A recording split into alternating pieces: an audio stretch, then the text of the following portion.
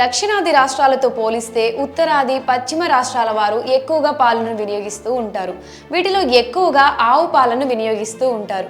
దక్షిణాది రాష్ట్రాలతో పోలిస్తే ఉత్తరాది పశ్చిమ రాష్ట్రాల వారు పాలను, ముఖ్యంగా ఆవు పాలను ఎక్కువగా వినియోగించడానికి చాలా రకాల కారణాలు ఉన్నాయి. వీటిలో ఆవులో రకాలు, వారి ఆహారపు అలవాట్లు, సాంప్రదాయంగా వస్తున్న ఆచారం వంటి కారణాలు కూడా ఉన్నాయి. ఆహారపు అలవాట్లు అనేవి అక్కడ ప్రాంతంలో దొరికే ముడి పదార్థాల మీద ఆధారపడి ఉంటాయి. చారిత్రాత్మకంగా పాల సామర్థ్యం అనేది దక్షిణాది రాష్ట్రాల్లో చాలా తక్కువ కాబట్టి తక్కువ పాలను వినియోగించడం సాంప్రదాయ ఆహారపు అలవాటుగా మారింది. అందుకే వెన్న, పన్నీర్, జున్ను, పాల పదార్థాలతో చేసే ఫుడ్ వెరైటీలు వంటివి మనకు లేవు. మరోవైపు దక్షిణాదిలో అనాదిగా ఎక్కువగా బియ్యం ఆధారిత ఆహారం మాత్రమే ఎక్కువగా తినేవారు. అలానే మిల్లెట్ ఫుడ్స్ ఎక్కువగా తినేవారు. కూరగాయలు, మసాలా దినుసులు వంటివి సౌత్ లో ఎక్కువగా వాడతారు. దక్షిణాది వారు ఆహారపు అలవాట్లే వేరు. పాలు, పన్నీర్, జున్ను వంటి పాల ఉత్పత్తుల నుంచి వచ్చే ప్రోటీన్స్ ని ఇష్టపడరు. చేపల్లో అనేక రకాల ప్రోటీన్స్ ఉండడం వల్ల దక్షిణాది వారు వీటిని ఎక్కువగా తింటూ ఉంటారు. పాల కంటే ఎక్కువ చేపల ద్వారానే ప్రోటీన్స్ ని తీసుకుంటూ ఉంటారు. అలానే దక్షిణాది వాళ్ళు నాన్ వెజ్ ఎక్కువగా తింటారు. SAS అనే జాతీయ సర్వే తెలిపిన వివరాల ప్రకారం దక్షిణాదిలోనే ఎక్కువగా నాన్ వెజ్ ప్రియులు ఉన్నారు. 98.5% మాంసాహారులతో తెలంగాణ దేశంలోనే మొదటి స్థానంలో ఉంది. ఆ తరువాత ఆంధ్రప్రదేశ్, పశ్చిమ బెంగాల్, తమిళనాడు, ఒడిస్సా, జార్ఖండ్ రాష్ట్రాలు ఉన్నాయి. ఈ రాష్ట్రాలన్నీ 97% పైగా నాన్ వెజ్ తింటారు. అయితే దీనికి విరుద్ధంగా గుజరాత్, రాజస్థాన్, హర్యానా రాష్ట్రాల్లో 40% కంటే తక్కువగా నాన్ వెజిటేరియన్స్ ఉన్నారు.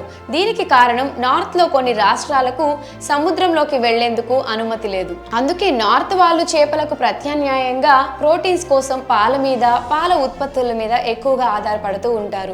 ప్రోటీన్స్ కోసమే పాలకు పరిమితమయ్యారు. కానీ ఇప్పుడు చాలా ప్రాంతాల్లో చికెన్, మేక మాంసం, కోడి మాంసం వంటివి తింటున్నారు. కానీ దక్షిణాది రాష్ట్రాల్లో పోలిస్తే తక్కువే. దక్షిణాది వారు ఎక్కువగా నాన్ వెజ్ ప్రియులు అయిన కారణంగా పాలు మరియు పాల ఉత్పత్తుల అవసరం అనేది ఎక్కువగా ఏర్పడలేదు. కేవలం మజ్జిగ తాగడానికి, పెరుగన్నానికి పాలను ఉపయోగిస్తూ ఉంటారు. అయితే వేడి వాతావరణాన్ని తట్టుకునేందుకు ఆవు పాలను పిల్లలకు ఇస్తూ ఉంటారు. ఆవు పాలను మజ్జిగ, పెరుగు కింద మార్చుకుంటూ ఉంటారు. సౌత్ ఇండియన్స్ తో పోలిస్తే నార్త్ మరియు వెస్ట్రన్ ఇండియన్స్ ఎక్కువగా పాలు, పాల ఉత్పత్తులను వినియోగిస్తూ ఉంటారు. దీనికి కారణం వారు మాంసం, చేపలు వంటి నాన్ వెజ్ ఐటమ్స్ తక్కువగా తినడం. పాలు మరియు పాల ఉత్పత్తుల్లో చక్కెర అయినటువంటి లాక్టోజ్ ని ఉత్తర, పశ్చిమ రాష్ట్రాల వారు జీర్ణించుకోగలుగుతారు. సౌత్ ఇండియన్స్ విషయానికి వచ్చేసరికి జీర్ణించుకోలేరు. అందుకే పాలను తక్కువగా వినియోగిస్తూ ఉంటారు. నార్త్ వాళ్ళు పాల మీగడను ఎక్కువగా వినియోగిస్తూ ఉంటారు. ఉత్తరాది రాష్ట్రాల్లో పాల వినియోగం ఎక్కువే. ముఖ్యంగా ఆవు పాల వినియోగం చాలా ఎక్కువ. దీనికి కారణం వారు అనాదిగా పశుపోషకులుగా ఉంటూ వస్తున్నారు. పశుపోషణ మరియు పాడి పరిశ్రమలో భాగస్వామ్యం అవ్వడం అనేది అనాదిగా వస్తున్న సాంప్రదాయం. మరోవైపు ఉత్తర భారతదేశం, పశ్చిమ భారతదేశంలో పాల ఉత్పత్తి చేసే ఆవులు, గేదెలు ఎక్కువగా ఉంటాయి. ఈ కారణంగానే వీరి ఆహారపు అలవాట్లు అనేవి పాల మీద ఎక్కువగా ఆధారపడ్డాయి. అందుకే ఎక్కువగా ఆవులను మేపుతూ ఉంటారు. మరోవైపు నార్త్ లో సారవంతమైన నదీ మైదానాలు ఎక్కువగా ఉన్న కారణంగా అక్కడి వారు పశువులను పెంచడానికి ప్రాధాన్యత ఎక్కువగా ఇస్తూ ఉంటారు.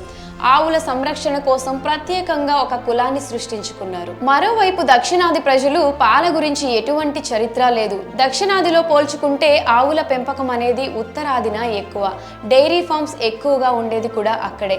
గేదె పాలు, ఆవు పాలు వినియోగం ప్రకారం ఎలా చూసుకున్నా కానీ దక్షిణాది రాష్ట్రాల కంటే ఉత్తరాది, పశ్చిమ రాష్ట్రాల్లోనే ఎక్కువ. అయితే సౌత్ ఇండియాలో పోలిస్తే నార్త్ ఇండియాలో ఎక్కువగా ఆవు పాలు ఉత్పత్తులు వినియోగించడానికి కారణం వాతావరణం. దక్షిణాది రాష్ట్రాల్లో చూసుకుంటే ఇక్కడ వేడి, తేమ వాతావరణం కారణంగా దక్షిణాది ఆవులు తమ శరీరంలో కొవ్వుని నిల్వ చేసుకోలేవు. కాబట్టి పాల ఉత్పత్తి ఎక్కువ. దక్షిణాది ఆవులు రోజుకు 5 లీటర్ల పాలు మాత్రమే ఇస్తాయి. అదే ఉత్తరాది, పశ్చిమ దేశాలకు చెందిన ఆవులు అయితే రోజుకు 10 నుంచి 20 లీటర్ల వరకు పాలు ఇస్తాయి. మన ఆవులు తక్కువ పాలు ఇవ్వడం వల్ల గేదె పాలను ఎక్కువగా వినియోగిస్తూ ఉంటాము. అది కూడా మిగతా రాష్ట్రాలతో పోలిస్తే తక్కువే. ఎక్కువ పాల దిగుబడి ఇస్తుందన్న కారణంగానే కాకుండా ఇతర కారణాల వల్ల కూడా ఆవు పాలను నార్త్ వాళ్ళు ఎక్కువగా వినియోగిస్తూ ఉంటారు.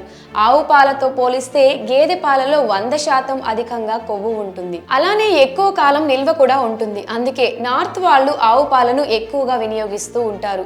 ఎందుకు అంటే వారి ఆహారపు అలవాట్లు అనేవి మొదటి నుంచి కూడా పాల మీదనే ఆధారపడి ఉన్నాయి కాబట్టి. గేదె పాల కంటే ఆవు పాలు ఎక్కువ నిల్వ సామర్థ్యం కలిగి ఉండడం వల్ల ఆవు పాలను ఎక్కువగా వినియోగిస్తూ ఉంటారు.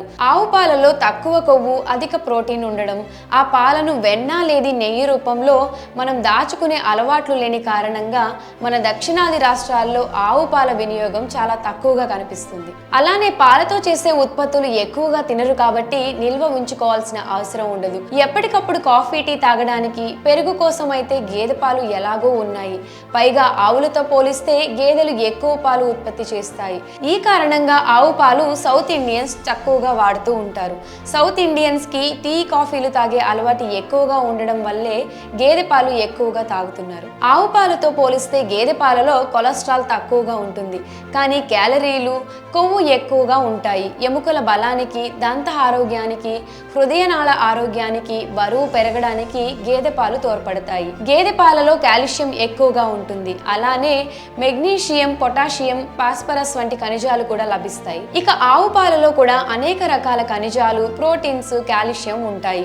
ఆవు పాలలో కొలెస్ట్రాల్ అధికంగా, కొవ్వు తక్కువగా ఉంటుంది. ఎముకల బలానికి, దంత ఆరోగ్యానికి, పిల్లల్లో ఊబకాయాన్ని తగ్గించడానికి, థైరాయిడ్ వ్యాధుల నుంచి రక్షించడానికి, హృదయనాళ ఆరోగ్యానికి ఆవు పాలు ఎంతగానో మేలు చేస్తాయి. మన సౌత్ మినహాయిస్తే ఆవులు మిగతా రాష్ట్రాల్లో కానీ మిగతా దేశాల్లో కానీ ఒక రోజుకి 15 నుంచి 20 లీటర్ల వరకు పాలిస్తాయి. అయితే ఏ ప్రాంతంలో అయినా గేదె మాత్రం రోజుకు 7 నుంచి 11 లీటర్లు మాత్రమే పాలు ఇస్తుంది. ఈ లెక్కలను దృష్టిలో పెట్టుకుని ప్రపంచవ్యాప్తంగా ఎక్కువగా ఆవుల డైరీలు రన్ చేస్తున్నారు. ప్రపంచవ్యాప్తంగా ఆవు పాల ఉత్పత్తి మొదటి స్థానంలో ఉంటే గేదె పాల ఉత్పత్తి 2వ స్థానంలో ఉంది. 2023 లెక్కల ప్రకారం ప్రపంచవ్యాప్తంగా ఆవు పాల ఉత్పత్తి 143 మిలియన్ మెట్రిక్ టన్నులైతే గేదె పాల ఉత్పత్తి 75 మిలియన్ మెట్రిక్ టన్నులు మాత్రమే. గేదె పాల వినియోగం అనేది ప్రపంచంలో చాలా దేశాల్లో తక్కువ. అయినప్పటికీ ప్రపంచ దేశాల్లో ఆవు పాల తర్వాత ఎక్కువగా ఉత్పత్తి అయ్యేది గేదె పాలే. సాంప్రదాయ పెరుగు, కాటేజ్ జున్ను, పన్నీర్, కోవా, నెయ్యి వంటివి చేయడానికి గేదె పాలు తగినవి. ఎందుకు అంటే గేదె పాల నుంచి చిక్కని మీగడ వస్తుంది. ఇక ఆవు పాలలో మీగడ తక్కువగా ఉంటుంది. ఆవు పాలతో పెరుగు, స్వీట్స్, చీజ్ వంటివి తయారు చేస్తారు. దక్షిణాసియా దేశాలైన ఇండియా, పాకిస్తాన్ దేశాల్లో, అలానే ఇటలీలో గేదె పాల వినియోగం ఎక్కువ. అయితే ప్రపంచవ్యాప్తంగా మాత్రం ఎక్కువగా వాడేది ఆవు పాలే. మరి దీనిపై మీ అభిప్రాయం ఏంటో కామెంట్ సెక్షన్లో కామెంట్ చేయండి.